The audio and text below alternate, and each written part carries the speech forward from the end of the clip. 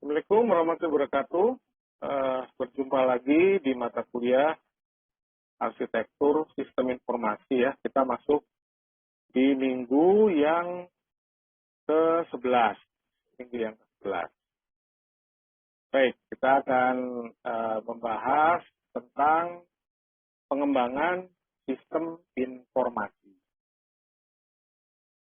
Nanti kita akan coba melihat kenapa kok sistem informasi itu harus dikembangkan, saudara ya. Kenapa kok harus dikembangkan? Artinya dikembangkan itu berarti dari satu sistem yang sudah ada, ya itu diperluas gitu ya, atau ditambahkan itu dan sebagainya. Kita akan coba lihat tahapan-tahapannya seperti apa ya. Di materi ini kita akan membagi dua. Jadi minggu depan ini masih melanjutkan tentang pengembangan ini, dan hari ini kita akan coba untuk melihat di minggu yang ke-11 tentang peranannya, kemudian tadi yang sudah saya singgung ya, kenapa sistem informasi itu harus dikembangkan. Oke, secara umum kalau kita mendengar peranan sistem informasi ya, tentunya Anda sudah mendengar ya sedikit banyak. Kita sudah tahu tentang tujuan daripada sistem informasi. Ya, artinya kalau kita bicara tentang satu organisasi atau satu perusahaan atau institusi apapun yang menggunakan sistem informasi adalah bahwa kenapa itu digunakan? Karena tuntutan begitu ya, tuntutan, dan sistem informasi itu sudah dianggap memberikan kontribusi yang penting, ya, mempunyai peranan yang penting dalam operasionalnya. Jadi perkembangan perusahaan semakin luas dan sebagainya kan ya, areanya semakin luas dan sebagainya, butuh teknologi ya, mungkin kebijakan pemerintah sekarang sudah serba digital ya, sudah serba digital. Yang terbaru ya, ini saat saya membuat ini adalah lagi kencang tentang My Pertamina ya. My Pertamina itu adalah sistem yang akan disediakan aplikasi untuk membeli bahan bakar jenis tertentu, jadi supaya tidak salah sasaran ya, artinya itu sudah serba digital. Yang tadinya mungkin tidak terpikir ya, jadi sebuah kemustahilan ya, sekarang menjadi kenyataan. Ya, jadi ternyata digital itu sudah mengakar, dan kita tidak bisa lepas dari peranan teknologi informasi.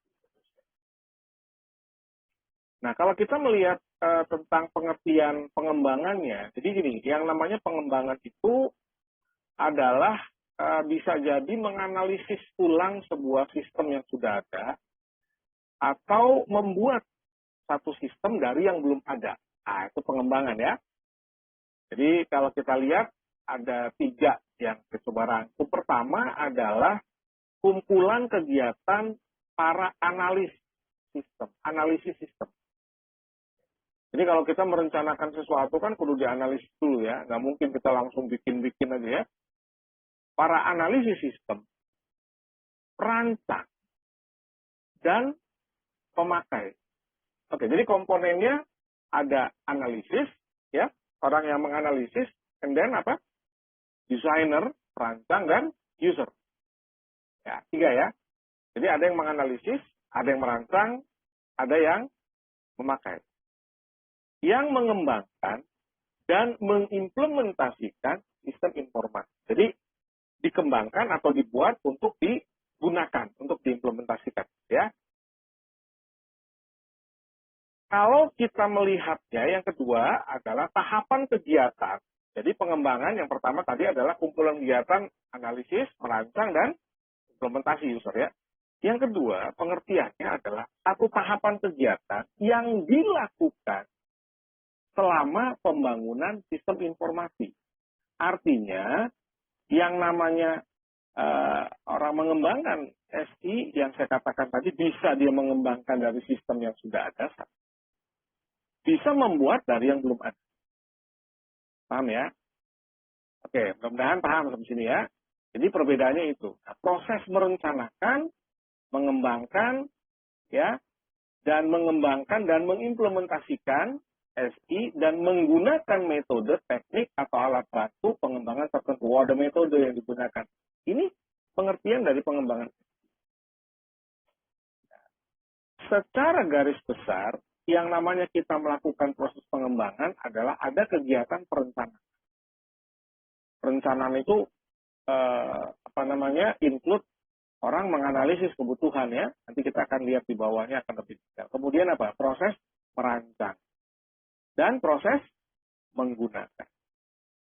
Oke ya, mudah-mudahan bisa dipahami sampai sini ya. Jelas ya? Baik. Nah, kemudian pertanyaannya, mengapa pengembangan SI diperlukan? Kenapa sih perlu dikembangkan? Karena dengan suatu teknologi ya, kalau kita punya smartphone, nggak mungkin ya. Kalau Anda sekarang diminta pakai smartphone 10 tahun yang lalu, aduh kayaknya nggak ada yang mau deh. Ya. Kita pengen menggunakan smartphone yang terbaru. Ya. Sama dengan SI ya. Jadi kenapa dikembangkan? Pertama karena adanya problem. Adanya permasalahan. Problem ya yang timbul di sistem lama. Oh, sistem lama ternyata sudah tidak bisa menyelesaikan banyak permasalahan baru. Ya, muncul kebutuhan-kebutuhan yang baru gitu ya. Makanya dikembangkan ke sistem yang lebih baru. Ya. Kemudian untuk mencari tujuan-tujuan baru, mencari kesempatan-kesempatan baru. Yang tadinya nggak promosi lewat web, dipromosikan lewat web. Yang tadinya penjualannya harus offline, bisa penjualannya online. Ya, bisa aplikasinya berbasis mobile dan sebagainya. Akhirnya apa? Dibuatlah sistem baru. Ya. Kemudian adanya regulasi pemerintah yang mengharuskan kita untuk mengembangkan sebuah sistem informasi. Nah, ini kira-kira yang memicu gitu ya, mengapa pengembangan SI itu diperlukan. Jadi, pengembangan SI itu dilakukan beberapa tahap ya. Jadi masing-masing langkah itu menghasilkan satu kegiatan lebih rinci dari tahap sebelumnya ya. Kemudian ada pengembangan dan seterusnya. Tapi kita akan coba melihat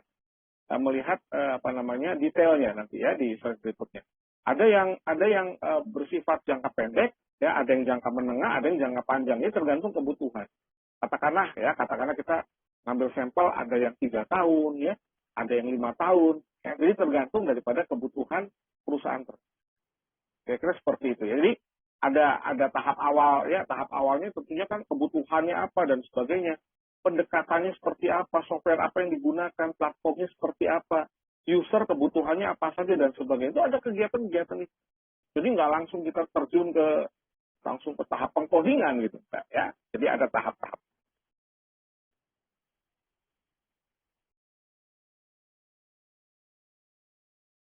Baik, kenapa pengembangan SI diperlukan? Ya? Jadi pertama tadi sudah kita singgung, munculnya problem-problem yang baru. Jadi sistem yang lama itu sudah tidak bisa mengadopsi atau menyelesaikan permasalahan yang muncul. Ya, permasalahan baru. Permasalahan bisnis ya, mungkin di transaksi, mungkin di perekaman data, mungkin distribusi data, mungkin ada bagian yang baru yang terlibat dan sebagainya. Sehingga perlu dikembangkan. Ya. Yang kedua adalah untuk memperluas gitu ya. Ada tujuan-tujuan baru. Ya, meraih kesempatan-kesempatan baru. Artinya kalau mungkin yang semula dia belum mobile, kan dibuat secara mobile sistemnya. Artinya apa? Pemasaran jadi lebih luas. Ya, pengguna menjadi lebih dimudahkan untuk menggunakan sistem dan sebagainya. Lalu yang ketiga, yang mungkin juga menjadi pemicunya adalah adanya regulasi. Ya, regulasi dari pemerintah ini bisa jadi akan memicu satu perusahaan yang semula mungkin belum menggunakan sistem jadi menggunakan sistem. Atau yang semula sudah punya sistem perlu melakukan pengembangan sistem.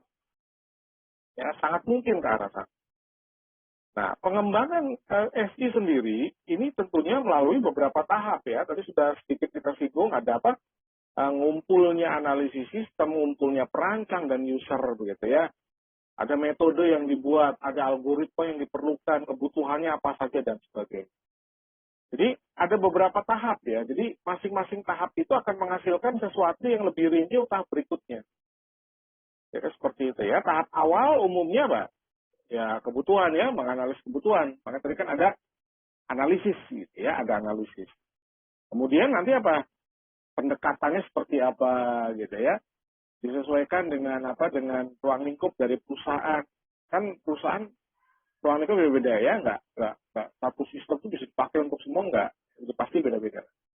Ya, perusahaan hotel dengan perusahaan manufaktur beda, ya. Hotel dengan pendidikan beda, ya. Hotel dan rumah sakit beda, kan? Ya, jadi beda-beda ya. Nah, kemudian penjabaran strategik dan kebutuhan organisasi jangka menengah dan jangka panjang. Sistem informasi dibuat itu bukan sekali seumur hidup, enggak. Ya, teknologi berkembang terus dan kebutuhan yang baru yang semula mungkin belum terfikirkan akan muncul di kemudian hari.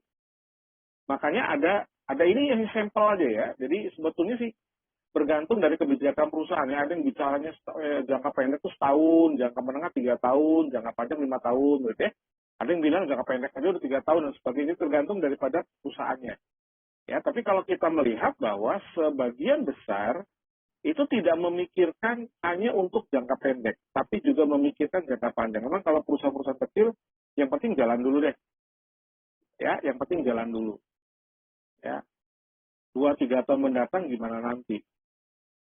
Ada yang seperti itu ya, kalau skalanya kecil, yang penting jalan dulu sistem informasi. Tapi kalau perusahaan-perusahaan besar, mereka sudah memikirkan mungkin 2-3 langkah ke depan. Jadi jangan sampai nanti sistem yang dibuat itu menjadi basi. Akhirnya apa? Biaya lagi. Ya, untuk ngebongkarnya, bongkar pasangnya biaya lagi. Dan itu tidak membutuhkan waktu yang tidak sedikit. Ya, bisa panjang jangka waktunya. Nah, ini yang perlu untuk dipikirkan oleh para pengembang ya. Kemudian model pengembangan sistem yang kita bisa lihat, sebetulnya model pengembangan sistem ini banyak ya. Tapi yang umum kita lihat yang mungkin Anda juga pernah dengar gitu, ada yang namanya model waterfall gitu ya, model waterfall. Model waterfall itu seperti yang kalau Anda lihat pada gambar berikut ya, ada recruitment, ada design, ada implementation, ya, ada verification, ada maintenance, and then balik lagi dia sebagai sebuah cycle dan seterusnya. Ya, ini contoh pemodelan pemodelan waterfall. Nah, silakan Anda bisa mungkin mencari lagi ya pemodelan-pemodelan yang lain ya, ada pemodelan spiral, ada extreme programming dan sebagainya. Jadi sebetulnya banyak. Ya, sebetulnya banyak.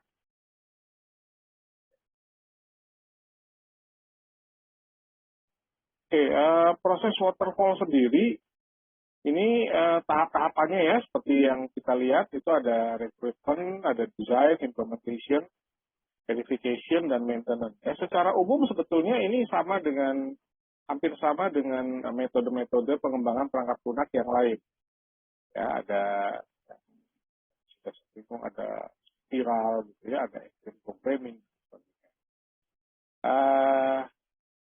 Pertama, biasanya memang diawali dengan spesifikasi kebutuhan. Kalau kita bicara tentang membuat sesuatu kan kita bicaranya tentang kebutuhannya dulu ya. Jadi kebutuhannya apa sih, kita mau bikin apa sih? Ya, kemudian kalau spesifikasinya selesai, kemudian dianalisis ya, dianalisa gitu. Dan ini butuh waktunya nggak singkat ya.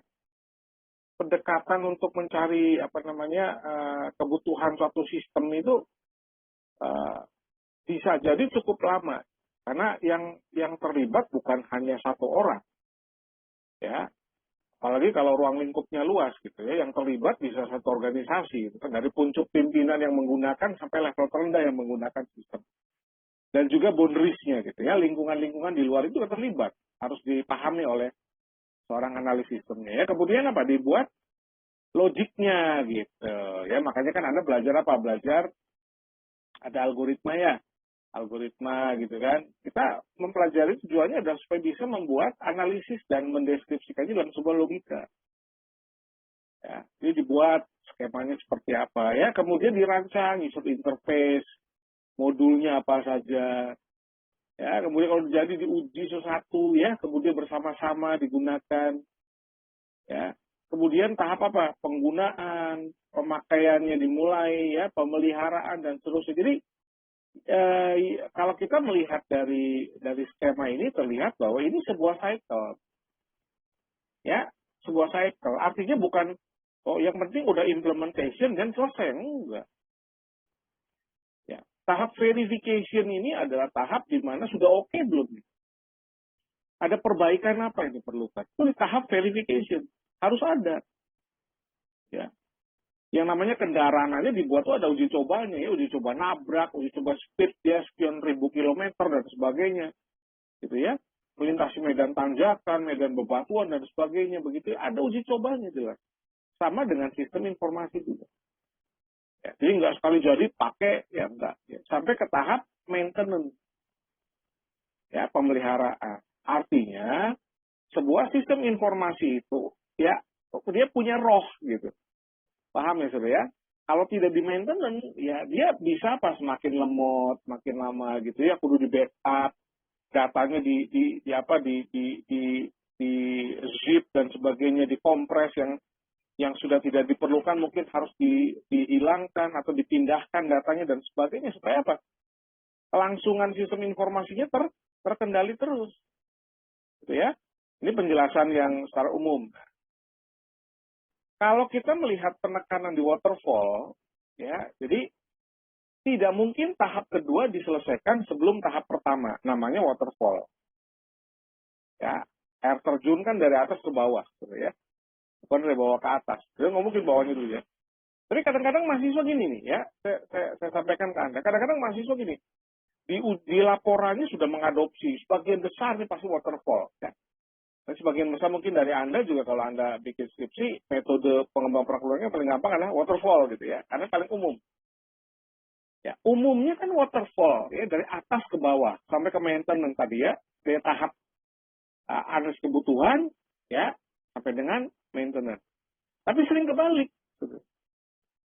Sering kebalik. Ya, kita nggak menganalisa dengan detail kebutuhannya. Kita nggak membuat pemodelan. Kita nggak menggambarkan perancangan user interface seperti apa. Langsung coding dulu. Gitu kan? Coding dan sebagainya, dan sebagainya, dan sebagainya. Bayangkan Anda membuat sesuatu tanpa dirancang. Itu akan jauh lebih sulit dan jauh lebih lama. Daripada Anda punya desain. Kita tinggal ikuti desainnya aja. Paham ya? Orang ngejahit baju itu nggak mungkin nggak ada pola. Ya? Gunting jahit nggak mungkin ya, bisa sepanjang sebelah tangannya. Oh sekarang panjang sebelah mode ya, panjang sebelah mode kan. Yang lain mode ya kadang-kadang ya, terus celana panjang sebelah gitu ya, barangkali mode. Sepatu beda-beda warna kan mode ya. Rambut kiri pendek, tangannya panjang gitu ya, mode. Ya, tapi sistem informasi nggak seperti itu. Sistem informasi dibuat berdasarkan analisis kebutuhan, ya, kemudian dirancang, ada logik atau metode yang diterapkan sampai ke tahap implementasi, uji coba dan pemeliharaan. Itu harus sebuah cycle, sebuah urutan. Ya. Jadi kalau kita melihat sekarang memang banyak yang merevisi metode ini, tapi kalau kita lihat dasarnya semuanya waterfall. Ya.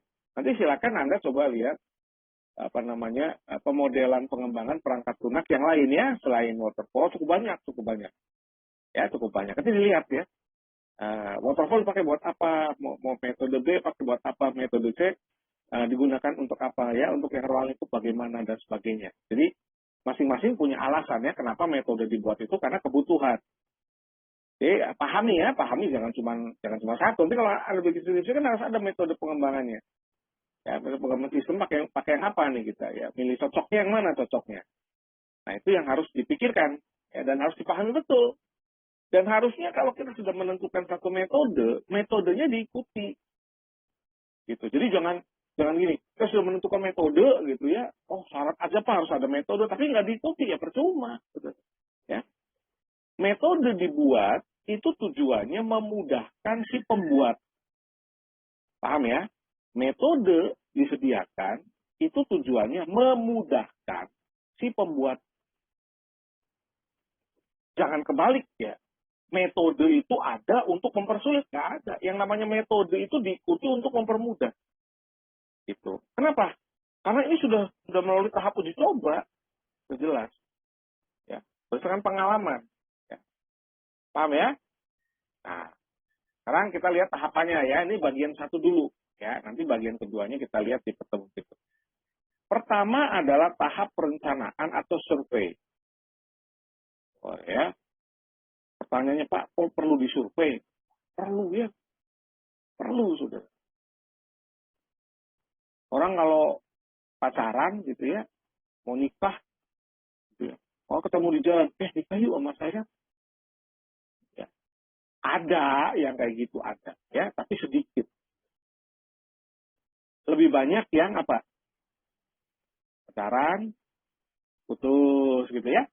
Pacaran, rada jauh, putus lagi gitu ya. Udah deket, udah survei, ketemu orang, putus lagi dan sebagainya. Makanya tahap survei ini menjadi tahap yang penting. Ya, ini tahap planning survei pertama. Rangkaian kegiatan sejak ide pertama. Nanti kalau Anda bikin skripsi itu ada latar belakang masalah.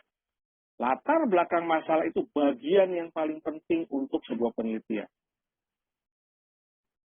Kalau kita nggak bisa menjelaskan isi atau maksud latar belakang masalah, kita bikin sistem juga sebetulnya nggak ada alasan yang kuat. Ya, kita melakukan penelitian juga sebetulnya bukan alasan yang kuat. Harus ada sebuah permasalahan yang jelas. Paham ya? Oke, jadi dalam tahap planning, sistem harus mendapatkan perhatian yang sama besarnya dengan merencanakan proyek besar. Kita nggak cuma bicara membangun proyek fisik, ya. Yang namanya IT itu bukan proyek fisik, saudara. Infrastrukturnya, alatnya fisik, betul ya? Tapi aplikasinya sendiri itu non fisik sebetulnya. Sebuah aplikasi yang harus ditanam di mesin untuk bisa dijalankan. Ya, kita pengen bikin contoh ya, pengen bikin gedung 15 tingkat, nggak direncanakan, fondasinya asal-asalan, ambruk, saudara. Ambruk. Paham ya? Nah, ini yang harus dipahami oleh kita semua bahwa tahap perencanaan ini sangat-sangat penting. Ya, kita harus tahu dulu ke objeknya, ruang lingkupnya, kebutuhan tiap usernya siapa aja nih.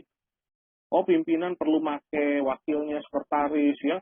Kemudian elemen-elemennya, bendahara dan sebagainya, kepala bidangnya, kepala seksinya, dia punya staf siapa saja yang menggunakan.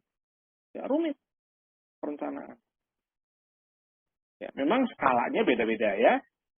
Skalanya itu ada yang kecil, ada yang menengah, ada yang luas skalanya. Ya, kalau skalanya sudah kita bahas di pertemuan yang sudah kita bahas ya, pertemuan keberapa itu. Ya, bahwa ruang lingkup yang namanya sistem informasi itu sampai ke tahap apa? ENTIS gitu ya, Enterprise Information System. Keseluruhan gitu. Ya, satu organisasi itu udah pakai IT semua, pakai sistem semua. Lah itu rumitnya luar biasa.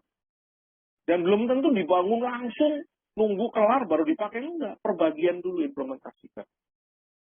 Ya, nanti bagian berikutnya dibuat, bersinergi. Bagian berikutnya dibuat, dibangun lagi, bersinergi lagi. Sampai dia menjadi satu kesatuan. Paham ya? Orang bikin satu perumahan itu enggak langsung, nanti ya kita jual kalau semua udah jadi semua. Enggak. Satu lokal jadi, ngundang pembeli dulu. Ya, oh, peminatnya banyak, lokal yang kedua dibangun, lokal ketiga dibangun, infrastrukturnya, ya. Jadi nggak nunggu semua kelar baru dijual, enggak. Ya, nunggu semua kelar baru dijual, kalau nggak ada yang beli bagaimana? Paham ya? Oke ya. Kemudian keuntungan, ya, kalau satu proyek pengembangan itu direncanakan dengan matang.